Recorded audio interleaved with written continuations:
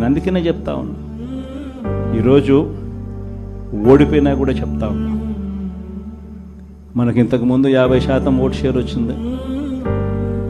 ఈ ఎన్నికలు అయిపోయేసరికి మన ఓట్ షేర్ 40%. ఒక 10% ఓట్ షేర్ మనకు రావాల్సింది రాకుండా పోయింది.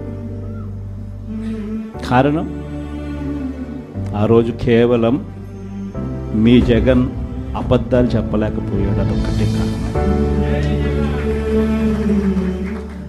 కానీ నేను చెప్తా ఉన్నా, మీ జగన్ అబద్ధాలు చెప్పలేకపోయాడు కాబట్టి అధికారానికి మనం దూరం అయ్యాం. కానీ అధికారానికి దూరం అయినా కూడా మీ జగన్ మీ గుండెల్లోనూ మీ మనసుల్లోనూ లీడర్ అంటే ఇలా ఉండాలి అని చెప్పి మాత్రం ముద్ర వేయగలిగాడు.